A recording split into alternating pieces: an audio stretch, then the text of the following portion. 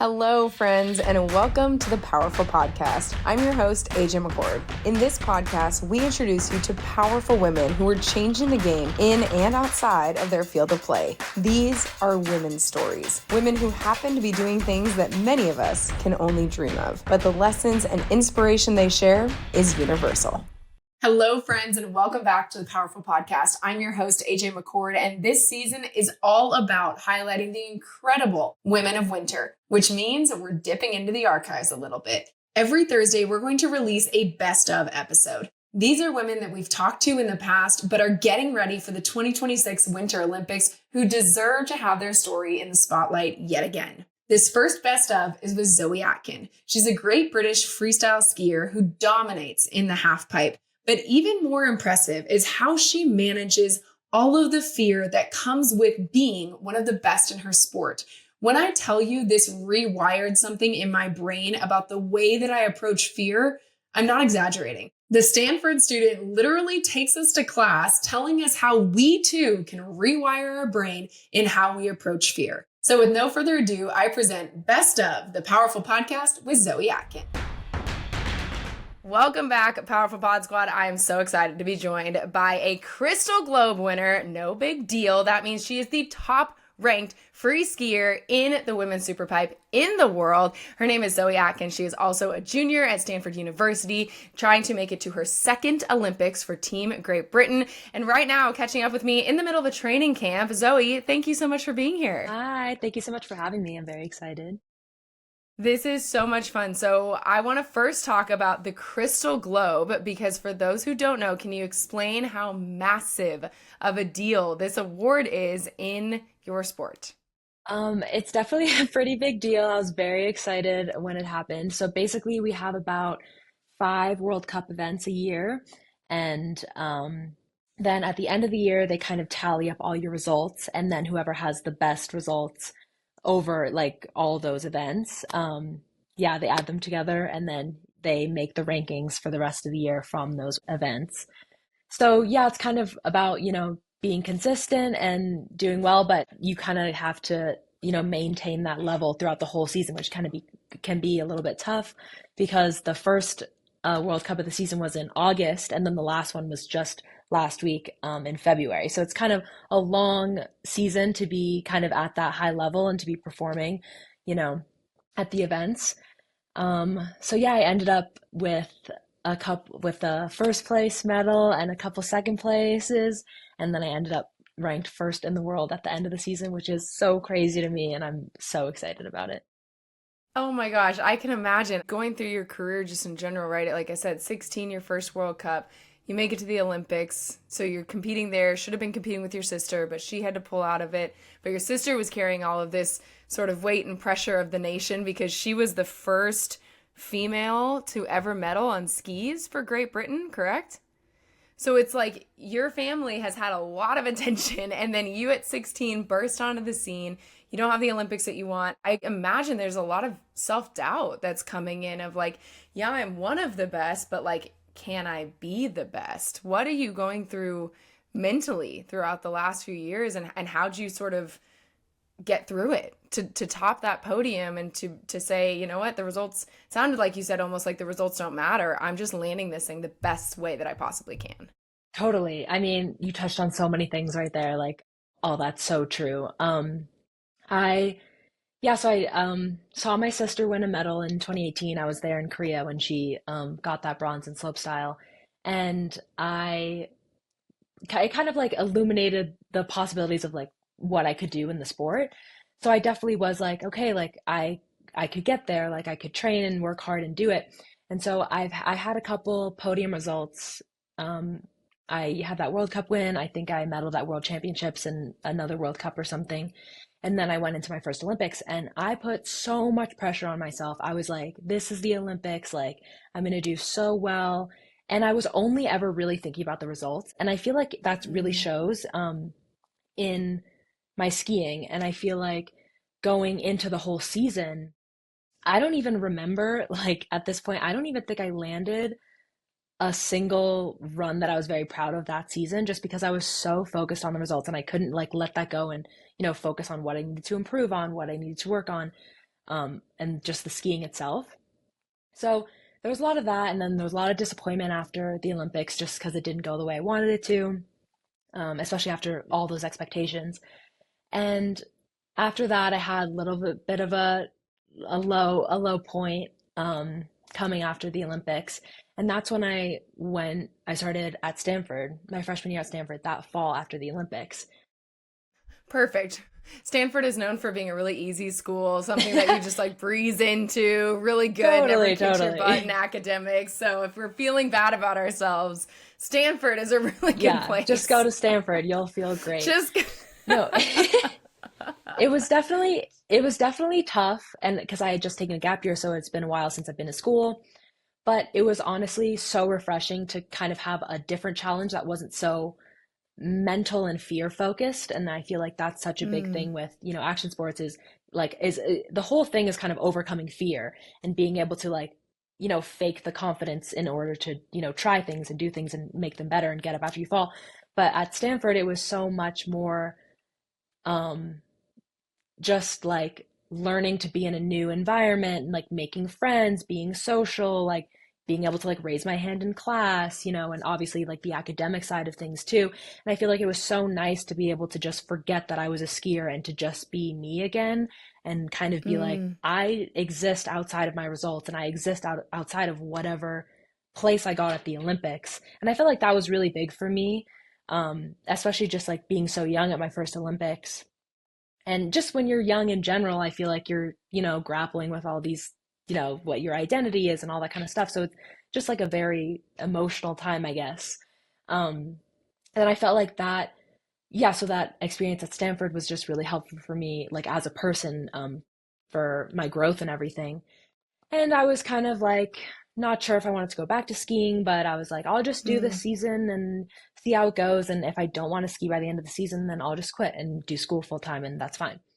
And I feel like, and that was my first X Games gold medal. And I had a great season that year. I podiumed at all the events I went into, which was huge for me coming after, a season of not a single podium. I think I got like 9th at the Olympics or something, which I was, upset about.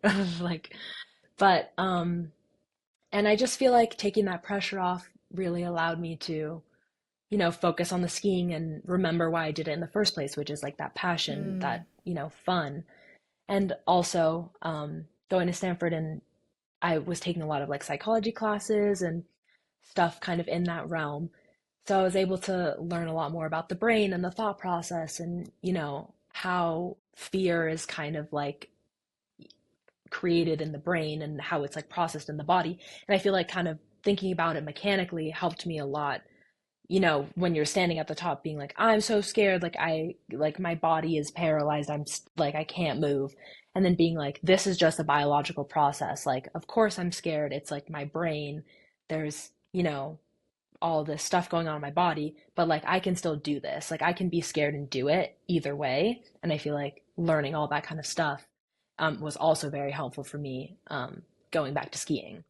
That was a really long-winded answer, but No, that was great. No, that was great because I want to hear more about the fear and how learning about that biological process, because I think you're right. Like as somebody who I absolutely love watching action sports. I love watching you guys do what you do. And I will never throw myself 34 feet above the snow and a 22-foot ice wall in order to like flip and feel something in the air. And it like the fear in me is my biological response is like, actually, no, you can't do that. That is like a reasonable fear. But I think so often you project this confidence. And so we almost put these, like Olympic extreme athletes on a pedestal of like, well, look, they're doing it and they're actually not scared. And it's almost what I've experienced is almost a form of separation where it's like, well, yeah, that's good for you, but not for me. Like you could do that, but I couldn't do that. And what you're saying is like, no, actually, this is something that happens to all of us and we can all handle whatever the fear is. We can all handle it because it's a biological response is what you've learned. Totally. I definitely feel like there's this kind of idea that all these people that are doing these crazy things, or like even the people in my sport, that we're like crazy adrenaline junkies, or that we just aren't afraid and that we're just so good at our sports that it's like it's nothing to us. But it is scary, and it's scary every time, even when I do things that I know I can do. Not to mention the things I'm trying and, haven't ever tried before, and I'm just like, trying to learn it by throwing it. Um, but yeah, it's definitely like it's it's natural to feel the fear because, what we do is ultimately dangerous. Like there is risk involved. And there's kind of risk in anything. Like if you think about, whatever it is that makes you scared, whether it be, I don't know, going up to someone that you don't know and like speaking to them, or raising your hand in class, like I said before, or, whatever it may be, it's like there's a biological reason for that. It's whether it's you're throwing yourself over an ice tube, or it's like, fear of like social rejection or whatever it is, you know, more like complex rather than like the biological like fear, you know what I mean? There's always like the reason for that. But it's like that feeling doesn't have to stop us from doing it. That feeling is just a feeling at the end of the day. And that's something I talk with a lot with my sports psych. And I took this class at Stanford called How Beliefs Create Reality. And there's so much of Mm. it of like it's how you approach that. It's like, am I taking this as a warning signal? Like, is this, whatever your feeling is, like, oh, my palms get sweaty or my heart's racing. Am I like, this means I can't do this? Like, I'm too scared to do this. I can't. Like, you're taking these signals as a negative. Or you could be like, my sweaty palms, my racing heart. Like, I'm nervous because I really care about this. I'm nervous because I'm kind of rising to the challenge. My body's getting activated. This adrenaline's going to give me the edge that I need to be able to do this trick in the half pipe. Or this kind of racing heart's going to like give me, the energy and the courage to like go up to someone new at like the coffee shop or something like that. Um, Yeah. and I feel like so much of it is like how we frame these things. And, anyone can kind of take your beliefs and mindsets and you can kind of shift it into whatever works for you and whatever is positive for you. If you find yourself backing out of things because, you're nervous, it's like, are you taking that nervousness? Like, do you need to be viewing that nervousness as such a negative thing? Like a lot of the times, Mm. fear is good. Like we need the fear and it just means we care about something. Any other feeling, like when you feel happiness, you like that feeling. But, if you feel fear, that's a bad feeling. Like they're all just feelings and we kind of associate Yeah. them with different things, but we can change those associations and we have that power to, control our minds in that way. And I feel like that's something that I've learned through my sport, but also through like classes and speaking with sports psych and stuff like that, that I feel like has been really helpful for me personally to be able to, kind of like take that control back. Like I can't Mm. help if my heart races. Like, of course, my heart's going to race when I'm, doing flips in the air, but I can kind of take back the control of being like, yeah, but I'm not going to let it control what I choose to do next, I guess. Yeah, I can't remember where I heard it, but I definitely didn't come up with this, which is why I'm certain I heard it somewhere. But someone was recently talking about how fear can be viewed as a focuser because of all the emotions, right? There's like obviously too many to name, but let's take a few of them like happy, sad, um, those two plus fear, right? Like if you're feeling happy, you don't necessarily need to be like focused. If you're feeling sad, you don't necessarily need to be focused. But fear, if it's almost like a focusing emotion. It's like, hey, there's this one thing happening right now that really needs your attention because whether you're doing something that is scary from a physical perspective of hey you really need to focus because you are hurtling your body 30 feet up in the air and you need to focus because otherwise you could get hurt or hey you're going up to somebody in a coffee shop and this is scary so focus in on this, don't get distracted by the sounds and who's the barista's calling somebody else's name. And for me that was a really important because so in competitive gymnastics, right, like I understand the fear. I understand the fear of hurtling yourself up into the air and really trusting that you're going to land on your feet. And at 16, I didn't have that capacity to manage my fear. And at the end of it, it almost ruined the sport for me because I'd gotten hurt. I was scared to get back. I was physically unable to do some of the things that I'd done in the past. And I ended up saying, you know what? I'm good. This was the end of the road for me and I'm okay with that. And but the reality is partially because I was terrified. I was too afraid to turn fear into something other than fear. And so I feel like what you're describing is it goes hand in hand with like fear can be just a focusing emotion of like, this is important. So pay attention and don't get distracted because you've worked really hard for this or you care a lot about this. So just focus on this and stay here with us. Totally. Yeah. And I definitely empathize with the fear kind of taking the love or, the passion away from the sport. Like it can be so overwhelming. Like I've had so many times where I've been standing at the top of the pipe and I'll just be standing there and I won't move and it'll like 2 hours will pass and then after I'll just like go home and I won't even try it because I've just like built it up in my head. And definitely like it is, especially for young girls, I feel like it's it's it's such a overwhelming emotion, but it's also like what you said, it is, that kind of focusing agent and biologically, evolutionarily, it's, there's a point to fear. It's like, there's a lion. Okay, now I gotta lock in, I gotta run as fast as I can to escape this lion. It biologically gives you the edge that you need. Like, I'm not sure all the stats on this, but I think it let you vasoconstrict, so like kind of more you become like better at like coordination and stuff like that and any kind of like I'm not sure all the like, the science behind it, but Yeah.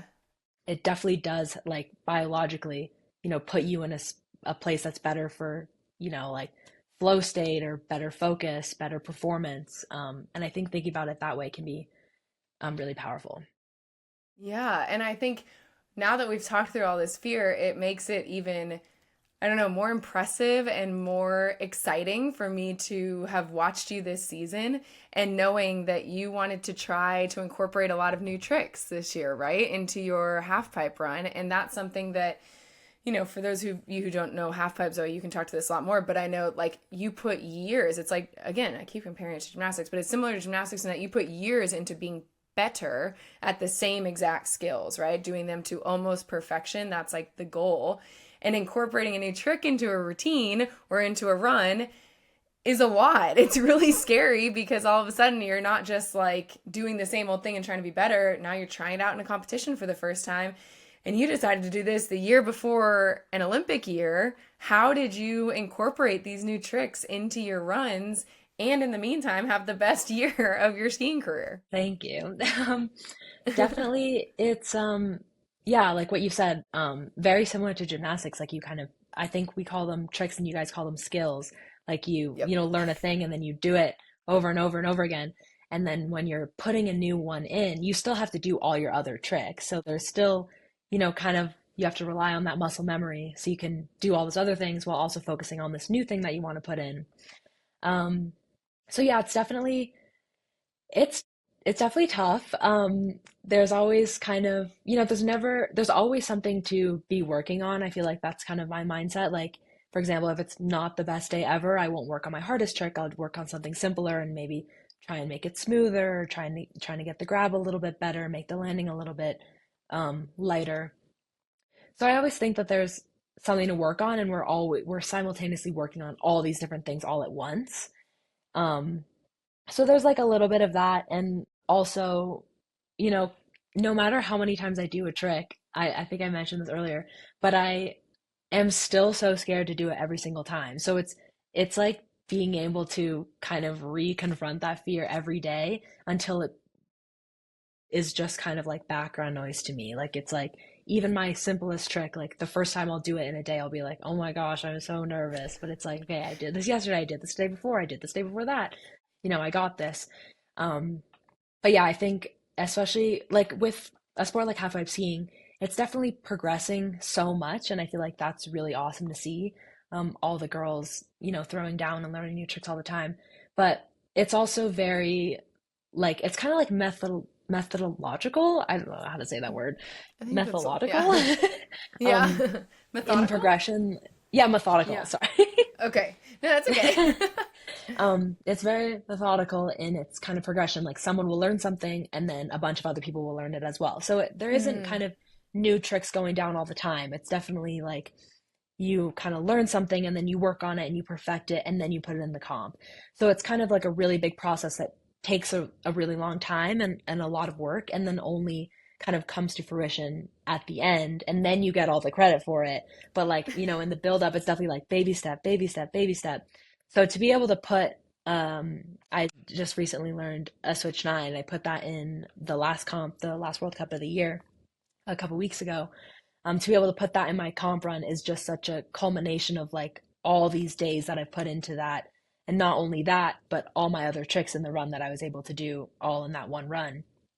So it's definitely like it's cool because it's a little bit of like the behind the scenes work that a lot of people don't see. And it's like, oh, like you just tried this new trick and it just went well and you just landed it like so crazy. But it's like, no, there's so much behind it, which Yeah, is cool. you didn't see me land this into the pit a million times or like onto the blob for you guys a million times before I went out and tried. So it's switch nine. So break that down for those of us who, it's a lot of spinning, Zoe.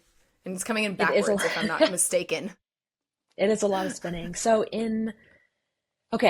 we have basically, so there's two ways of spinning. You can spin left and you can spin right. And then you can also spin switch left and switch right.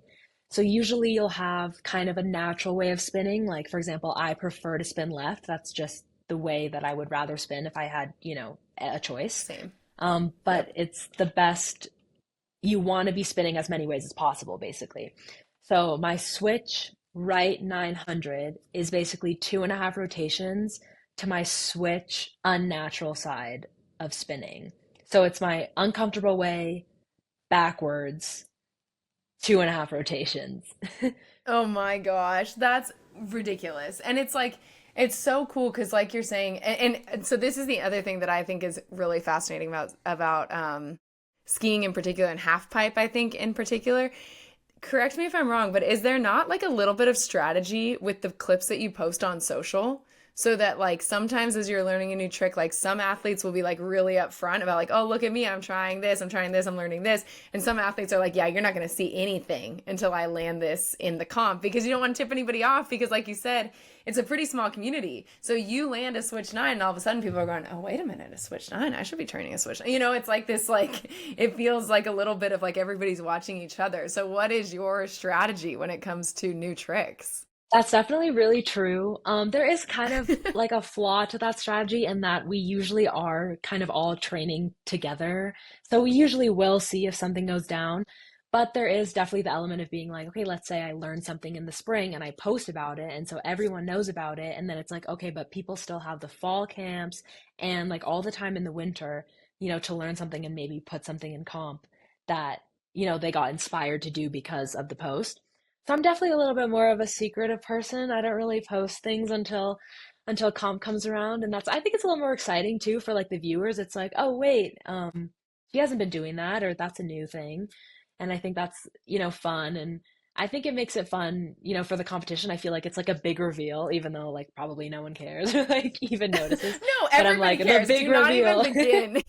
No, do not even begin to tell yourself that because everybody cares. When somebody does a new trick, it's like everybody notices it. It's on social media within 10 seconds of you landing it. Like it's one of the great surprises that come with sports. And I think part of the reason we love sports is because nobody knows what's going to happen, right? And like in half pipe in particular, there's really two things that can like happen that are really jarring. You can like land it absolutely perfectly or you can fall. And then sort of add in this element of like, oh, or she could surprise us with something that we haven't seen done in the half pipe by a female before or that we haven't seen her do before. I think, no, I love it. Keep it secret. I like it. I think that's a lot of fun. Totally, it is really fun. I'm definitely like quite competitive deep down, so it's fun to see everything go down in a competition setting. It's fun. Oh, it's a blast. Okay, I want to talk about your sister Izzy because we mentioned the history that she made, which is worthy of being repeated in case you missed it, which is that in the 2018 games in slopestyle, correct, Zoe? Yes. Yeah, so the 2018 games, she became Great Britain's first ever medalist or female medalist? Medalist, period. In slopestyle, yes. There's a little bit of a Yeah. controversy because a racer had won an Olympic medal, but there was like a failed drug test or something, so the medal was stripped. It was like a Question. whole controversy. So we just say first slopestyle medal or free skiing medal. Okay, she was the first. Okay, so we're going to start this over. Her sister Izzy in 2018 made history for Great Britain when she became the first female to ever win a free skiing medal in the Olympics, and you, my dear, got a chance to ski with her growing up and learn from her how, and maybe this is selfish because I'm an older sister, so I always like to, make sure that the older sisters get a little bit of the credit for the work we put in childhood. How did skiing with her and seeing her achieve that history, you touched on it a little bit, but like, how has that impacted the way that you ski and what you believe is possible? It was everything for me. Honestly, like everything I've accomplished, I feel like I can attribute to her. I feel like, I mean, growing up, I was very competitive. So, and I'm 4.5 years younger than she is. So every time she would learn something, I would always try and learn it at a younger age than she did, just so I was like one step ahead. But I would never be, like better than her because, 4.5 years in skiing is like quite a big gap. So, and she got me into freestyle skiing in the first place. She was like, you have to freestyle ski. If you go into racing, you're lame. Um, so there's just so much of that. And then seeing her succeed when I was so young, it kind of, yeah, opened the doors of possibility for me. And not only that in like a result sense, but also my skiing itself is so inspired by her. She was always very smooth and styly, and maybe she wasn't doing like the biggest rotations or, you know, like the first trick of something, but she was always doing her stuff very smooth and she was very Mm. stylish and she kind of brought that style to every event, and she was, like a crowd favorite to watch just because she was so smooth and she kind of had that effortless style about it. And that's something that I try and emulate in my own skiing. I think there's a lot of different ways, like what I said before, I think half pipe skiing is progressing so much, but I think there's a lot of different ways to look at progression. You can think about it as doing the biggest amount of spins, the biggest rotations, or you can think about it as, going like the highest out of the pipe, or you can think about it as, bringing in more switch skiing.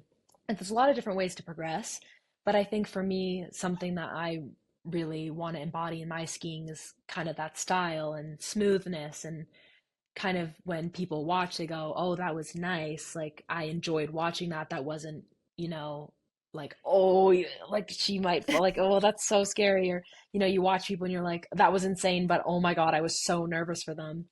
And Yeah. watching my sister kind of be that effortless skier really inspired me in my skiing. And honestly, when I do tricks, I'm like, how would she look doing this? What grab would she do in this? And honestly, it takes a lot of practice to look effortless, which is why I think it's cool, like anyone can throw, I mean, not anyone. It's hard to do a really big trick, but it's even harder to do a really big trick and make it look good.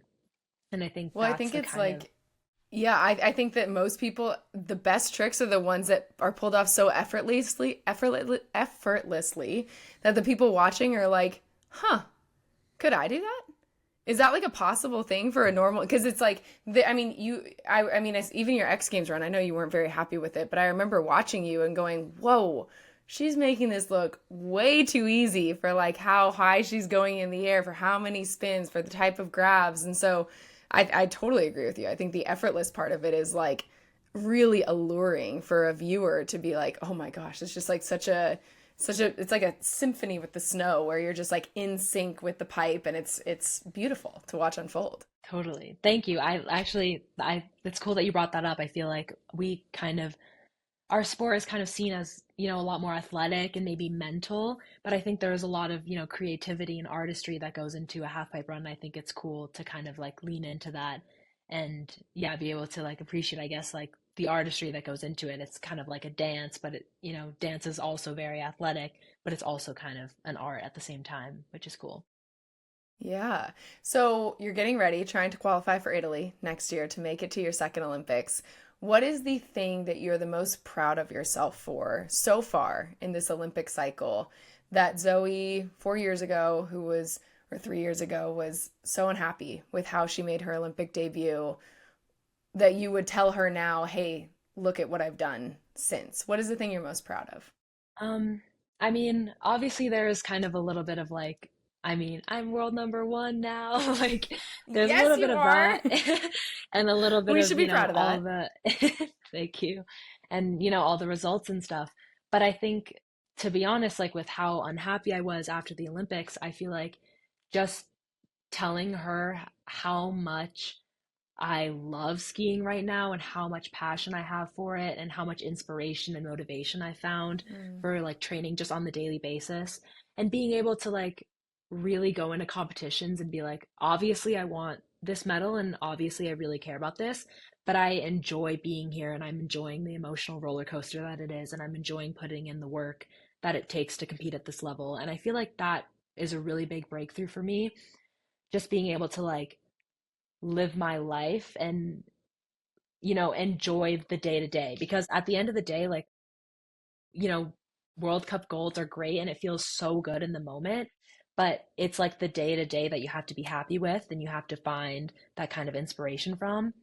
And to be able to kind of be in this place now that I think I'm more inspired by skiing than I think I've ever been, and I'm more passionate for it than I think I've ever been in my whole life. And I think that is something that I'm really proud of, especially coming after, such a like a dark time in my life, I would say, after the Olympics. And it's definitely not all, you know, happy all the time, and it's not easy all the time. And I definitely still go through, you know, harder patches and times where I'm not motivated and times where I'm just like, I'm so scared I don't want to do this anymore. And there is those ups and downs, but I feel like kind of living through those ups and downs is, what makes it really fun for me, and really like experiencing that and like feeling those emotions and being able to like, yeah, just like ride that wave. And I think that's something that I'm really proud of the past couple of years.